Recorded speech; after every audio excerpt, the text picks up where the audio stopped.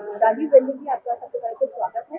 राजीव रंजन जी ने नक्सल पे बहुत गहरा काम किया है, कई सारी पुस्तकें लिखी हैं, लेखक हैं, साहित्यकार हैं।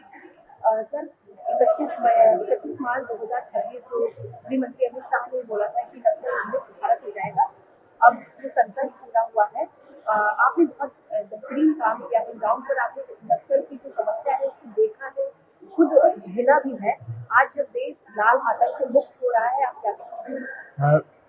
किसी को ये यकीन नहीं था जब गृह मंत्री जी ने यह तिथि दी थी कि 31 मार्च 2026 तक नक्सलवाद पूरी तरीके से समाप्त हो जाएगा। तब लगता था कि एक राजनीतिक बयान है, लेकिन जैसे जैसे माओवाद सिमटने लगा, तब लगा कि राजनीतिक इच्छा शक्ति के बिना इसका समाप्त होना असंभव था। और इसका श्रेय गृह मंत्री अमित शाह जी की दृढ़ इच्छा शक्ति को तो निश्चित रूप से जाता है।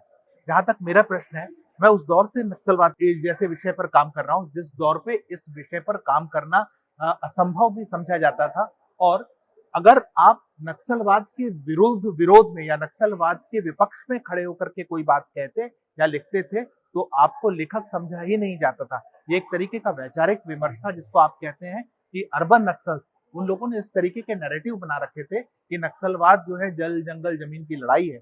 लेकिन उस दौर पे मैंने नक्सलवाद का सच अपनी पुस्तक आमचो बस्तर या दूसरी अन्य पुस्तकों के माध्यम से उजागर करने का प्रयास किया। और धीरे धीरे आज मैं इस बात को मानता हूं कि ये चोट जो है बंदूक वाले नक्सलियों पर ही नहीं हुई है। हम जैसे जो है लेखक जिन्होंने बूंद बूंद भर जो है अपना योगदान दिया इस अभियान में, उसने जो शहरी नक्सलवाद है उस पर भी चोट की, उस धारा को भी उजागर किया। और आज कम से कम ये देश जानता है कि केवल बंदूक वाले नक्सली ही नहीं होते, शहर वाले नक्सली भी होते हैं, और इनका समाप्त किया जाना भी बहुत आवश्यक है। सर, अर्बन नक्सल, शहरी नक्सलवाद की आपने बात की, क्या आपको लगता है कि जड़ से खत्म अर्बन नक्सल भी हो चुका है? क्योंकि जब हिडमा मारा गया तो उसकी दिल्ली में इंडिया गेट के बाहर नारे लगे, कितने हिडमा मारोगे, हर घर से हिडमा निकलेगा। तो ये जो वैचारिक लड़ाई है, क्या ये खत्म हो गई है या कितनी चुनौती हो रहा है ये? देखिए, सबसे बड़ी चीज है कि उग्र वामपंथ और नर्म वामपंथ को अलग अलग करके देखा नहीं जा सकता। इसका मतलब यह है कि उग्र वामपंथ तो समाप्त हुआ है, लेकिन नर्म वामपंथ किसी न किसी रूप में विद्यमान है। लेकिन यहाँ पर भी एक पेच है।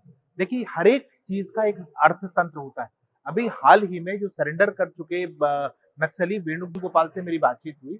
वेणुगोपाल से मैंने यही प्रश्न पूछा कि एक दौर था जबकि आपके पक्ष में अखबार रंगे रहते थे, लेकिन ऐसा क्या हुआ कि इस समय लगातार जो है फोर्स ऑपरेशन कर रही है, आप लोग जो है लगभग हाशिए पे जा चुके हो, लेकिन आपके लिए कोई आपके पक्ष में लेख लिख नहीं रहा, अखबारों में जो है हेडलाइंस नहीं बन रहे, कोई किताबें नहीं आपके पक्ष में लिखी जा रही।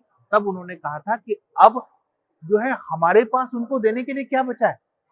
बोले कि हर जो है आंदोलन का, हर कोई व्यक्ति जो कलम लेकर के हमारे पक्ष में लिख रहा था, उसके पीछे भी एक तरीके की इकोनॉमिक्स काम कर रही थी। तो स्वाभाविक बात है कि जब बंदूक वाला तंत्र नष्ट हुआ है, तो उसकी इकोनॉमिक्स भी नष्ट हुई है।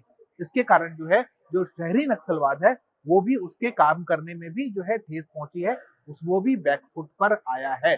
तो ये पूरी संरचना जो है इसको फिर से खड़े होने में दशकों लगेंगे। तो इसलिए ये तो माना जा सकता है कि केवल बंदूक वाला नक्सलवाद ही समाप्त नहीं हुआ, कलम वाले नक्सलवाद को भी ऐसी निर्णायक चोट पहुंची है कि अगर लगातार इसको एक्सपोज किया जाता रहा, लगातार लोगों को जागरूक किया जाता रहा कि कलम वाला नक्सलवाद बहुत घातक है, और अगर इसको बचाए रखा गया तो ये फिर से बंदूक वाले नक्सलवाद को पैदा कर सकता है, तब लोग जागरूक होंगे और कलम वाले नक्सलियों को हेय दृष्टि से देखेंगे, जो बहुत जरूरी है आज के दौर में।